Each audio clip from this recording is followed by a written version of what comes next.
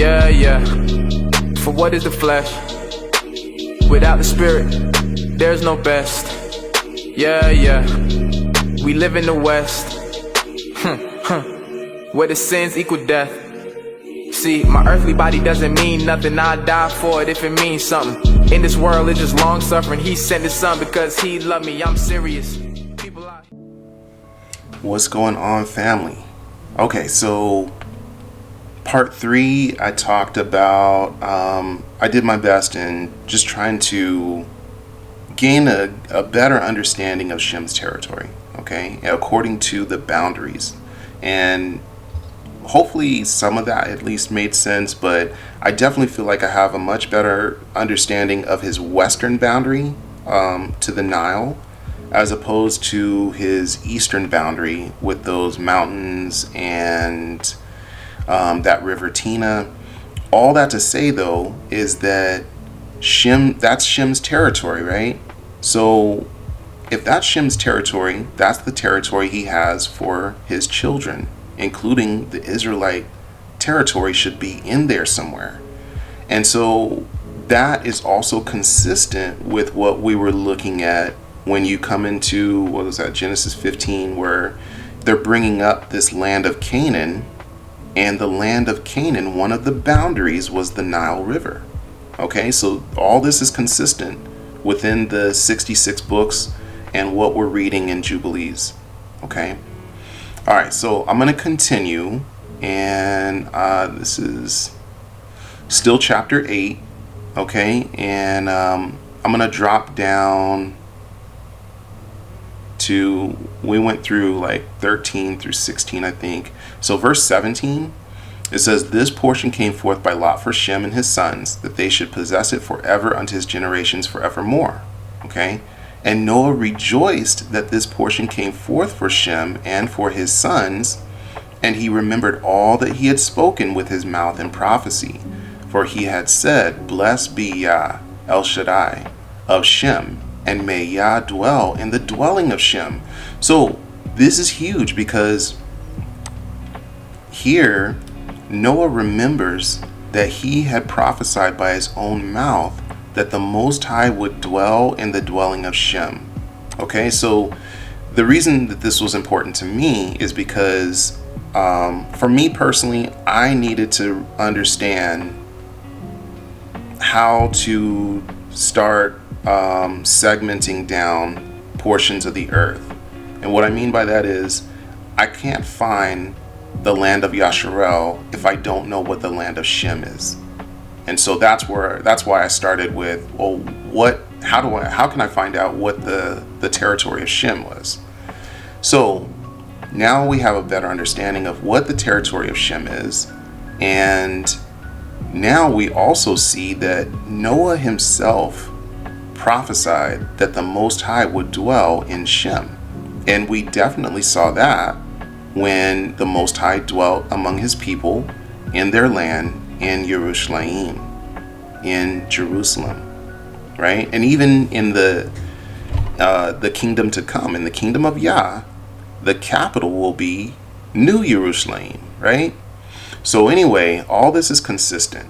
Okay, so he says, "And he knew that the Garden of Eden is the Kadesh of Kodashim, the Holy of Holies, and the dwelling of Yah, and Mount Sinai the center of the desert, and Mount Sion the center of the navel of the earth.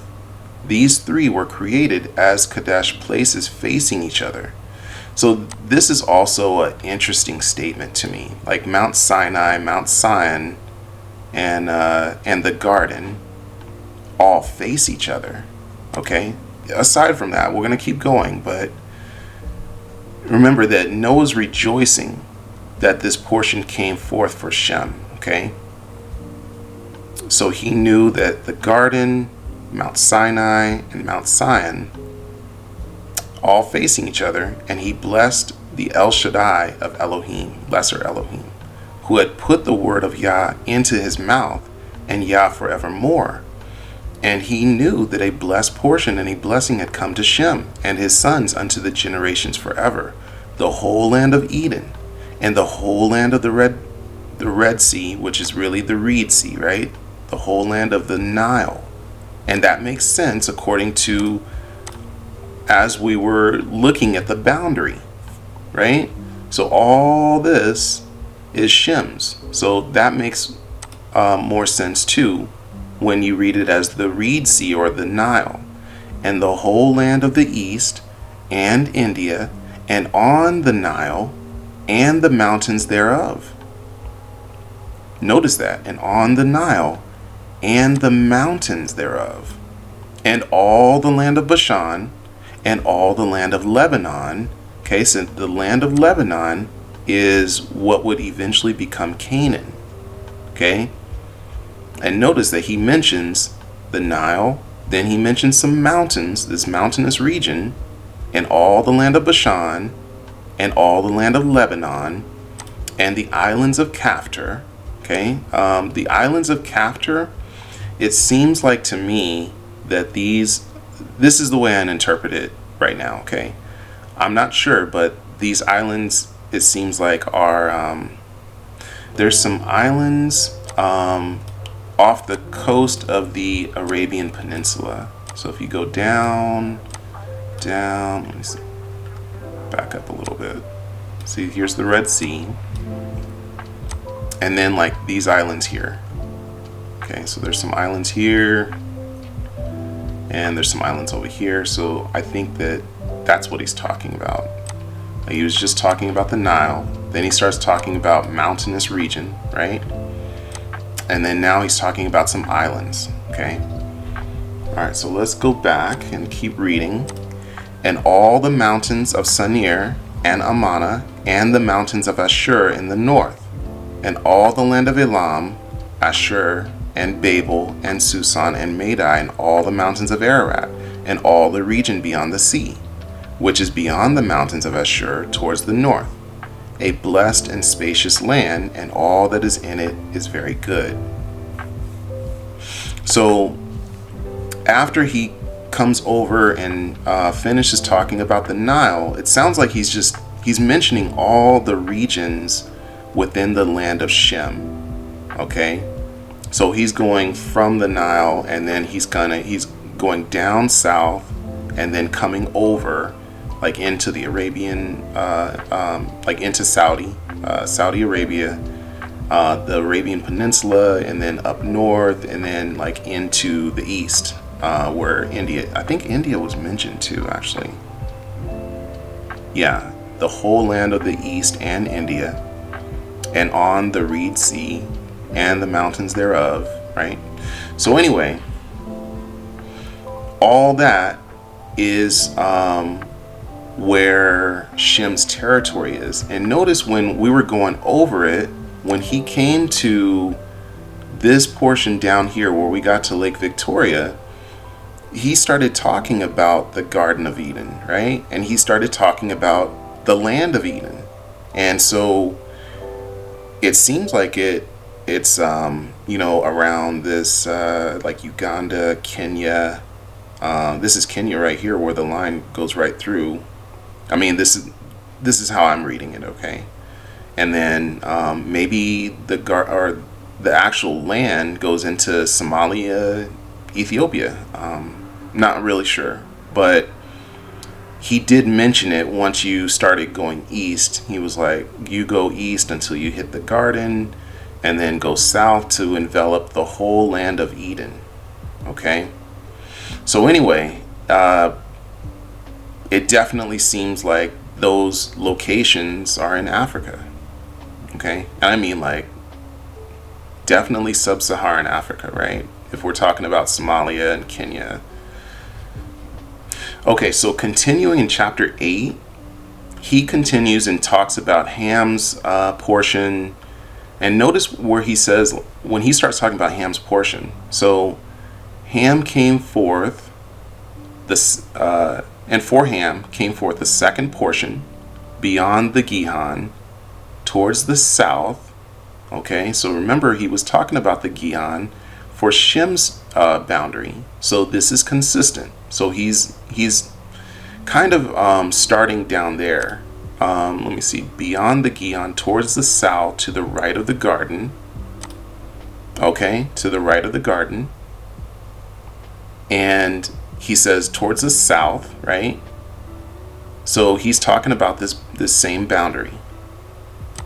But now he's just talking about it like from the western side.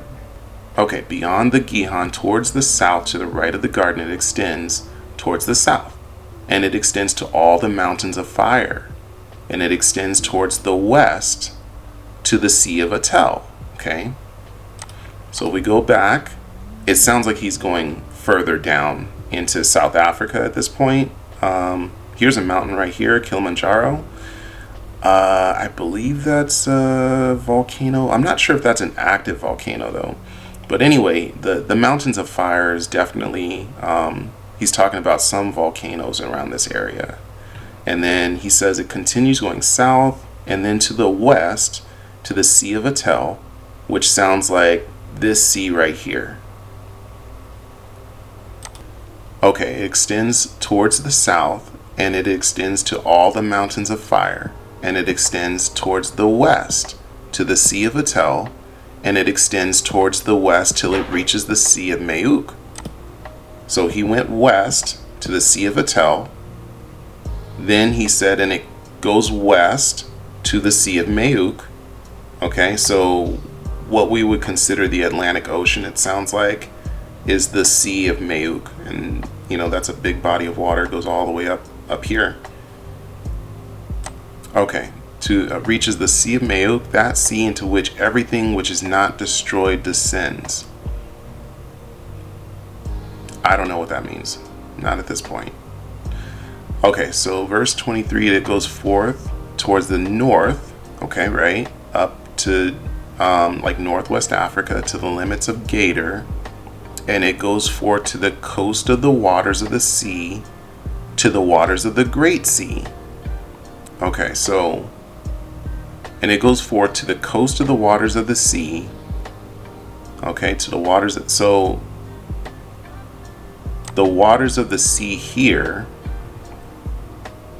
is what I'm reading as the Mediterranean, the Sea Mayad. Okay, so he talked about the Sea of Mayuk, and then to the waters of the sea, to the waters of the Great Sea, okay, which is the Nile, okay, to the waters of the Nile.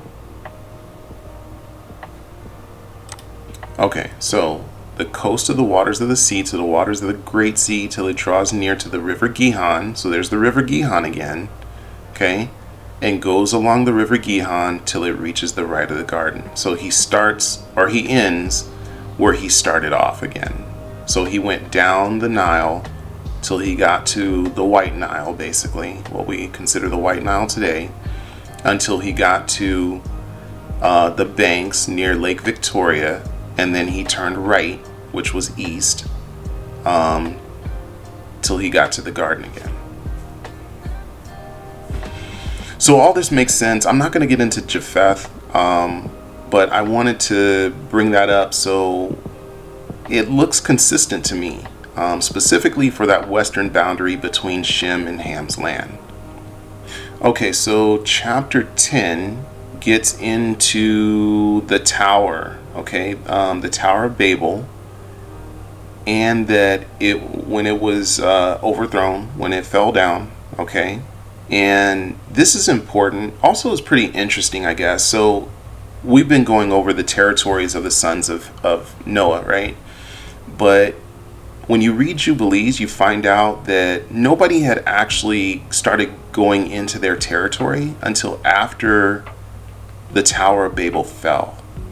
So I'm just going to start in, I guess, 23. This is chapter 10 of Jubilees, verse 23. So it says, and Yah descended, and we descended with him to see the city and the tower which the children of men had built. Okay, so if this is a startling statement here, it's because the writer of Jubilees is actually the angel of the presence. Okay, so this was a writing written by an angel, and he was giving this information. He's telling Moses to write these things down on top of the Mount of Horeb. Okay, so when Moses went up there to the mountain and talked with the Most High, there were angels up there, and among those angels was this angel of the presence. And he gave this testimony to Moshe as well. Okay, so anyway, that's why he's saying he also happened to be there when the Most High had descended to see what was going on with this tower. Okay, so again, so verse 23, and Yah descended, and we descended with him to see the city and the tower which the children of men had built. And he confounded their language, and they no longer understood one another's speech. And they ceased then to build the city and the tower. For this reason, the whole land of Shinar is called Babel, because Yah did there confound all the language of the children of men, and from thence they were dispersed into their cities, each according to his language and his nation. Okay, so here we find out that at this point is when the Most High began to disperse the peoples into their territories, okay, during the downfall of the tower. Verse 26, and Yah sent a mighty wind against the tower and overthrew it upon the earth.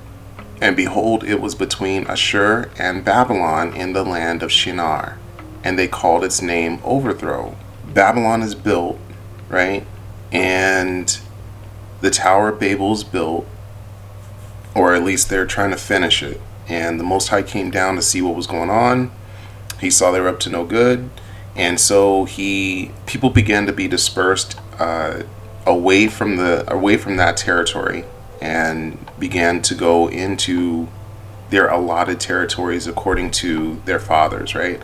According to the sons of Noah and how they drew their lots. So I'm going to start verse 28 here, okay? So, and this is still chapter 10, verse 28, because it's going to get very interesting here. So it says, and Ham and his sons went into the land which he was to occupy, which he acquired as his portion in the land of the south. Okay, and we looked at this before. That land of the south is the majority of Africa. Okay, but notice it specifically says that Ham and his sons went into that land. So they are in Africa, in the land which he was to occupy. Okay, verse 29. And Canaan saw the land of Lebanon to the river of Mitzrayim. Okay, so he must be near the Nile, and he saw the land of Lebanon, that it was very good, and he went not into the land of his inheritance to the west, that is, to the sea, and he dwelt in the land of Lebanon, eastward and westward from the border of Jordan and from the border of the sea. Okay, so Canaan is near the Nile, and he's able to see the land of Lebanon. So let's go to our map. Here's the Nile River, right? So the tower has been destroyed, and everybody is dispersing into their actual allotted territories, right? Canaan is somewhere near this river, okay? So even if he was like here, how would he be able to see this land from here? Does that make sense? He cannot see this land from over here, okay? So also though, it says that they were in Ham's territory. So he can't be in here because the line was drawn from the west of the mouth of the Nile, right? So he's got to be somewhere along this side of the Nile, okay? And he's walking along, going over to his territory, which is what we would consider West Africa today, okay? And he comes along and sees, oh man, there's some good land over here, right? He dwelt in the land of Lebanon, eastward and westward from the border of Jordan. And then he says, and from the border of the sea. And so we know that this is not going to be a term that's used for the Nile, since he already mentioned that the Nile is a border for the land of Lebanon. Canaan saw the land of Lebanon to the river of Mitzrayim. Okay, so the river of Mitzrayim, the Nile, is a border for the land of Canaan. Okay, so this statement right here completely nullifies where they're saying the land of Canaan actually is today. All right, so let me see where's. Okay, so here's the map. All right, here's the Mediterranean Sea. This is where they're telling us the land of Canaan is now. How can the border of this land be the Nile River? It can't. That's so. This is out just from that one statement. Okay.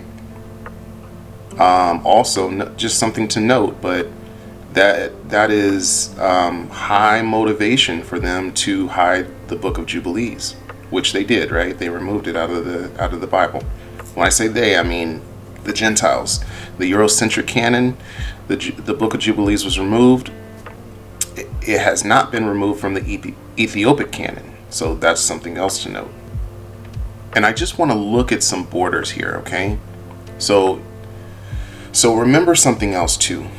The Nile goes all the way down to like Lake Victoria, okay? So potentially he could have been down here as well and then seen this area. And remember when we're going over the borders for the Western Territory for Shem, I mean, we were all the way down in southern Kenya. That was where, like, it seems, according to, how I'm reading this, it looks like the garden must have been around this area somewhere in Kenya, I guess. And the actual land of Eden was in this area too, although I'm not really sure how large it was. So that could have encompassed a lot of Kenya, maybe some of Ethiopia and Somalia as well. So anyway, the boundary went, somewhere, something like this. Okay, I think I still have that map up too. So here's that map. There's Kenya again, and that's the western boundary for the land of Shem. Okay, so from this line, Shem's territory begins going to the east. Okay, so before I continue, I would like to show what these borders look like between the Nile River, between the border of the sea, and between the border of Jordan. So this is how I'm interpreting this verse 29. And again, I've mentioned this, but if anyone has other information, please let me know. Okay, but that was another thing.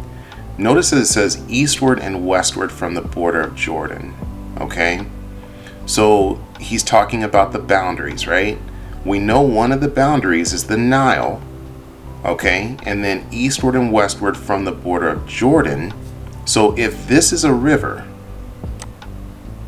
if this border of Jordan is a river, it must also be horizontal, because you run into another issue where here's the Jordan River, right? But they have this river running north and south. So then if it's eastward and westward of this river, that doesn't really where do we stop? You see what I'm saying? Okay, so eastward and westward from the border of Jordan and from the border of the sea.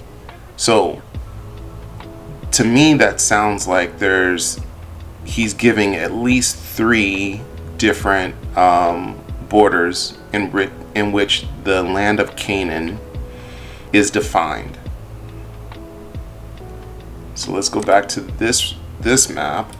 Okay, so again we have the Nile as a border, and I'm gonna go along it all the way down just in case.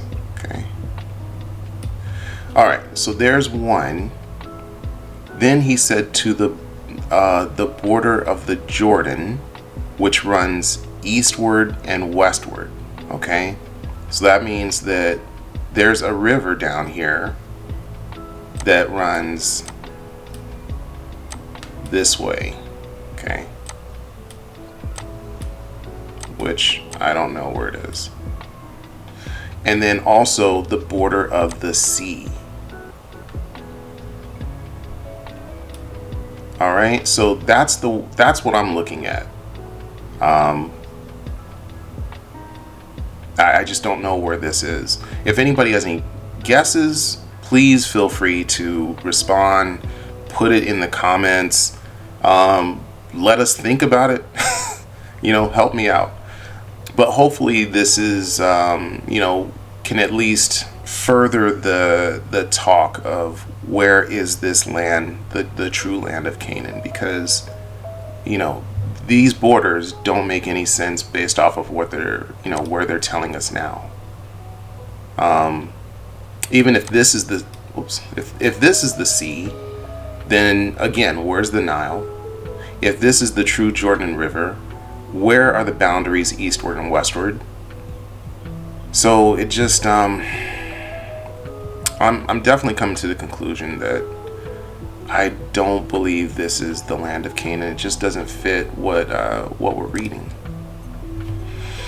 Okay, so verse 30, and Ham his father and Cush and Mizraim his brothers said to him, you have settled in a land which is not yours. Okay, so again, wherever he is, and which one of the borders is the Nile River, wherever this land is, it is clearly not Ham's. Ham, his father, and his sons, okay? They all told Canaan, look, you're in the wrong place, bro. Like, you need to go to settle in your land.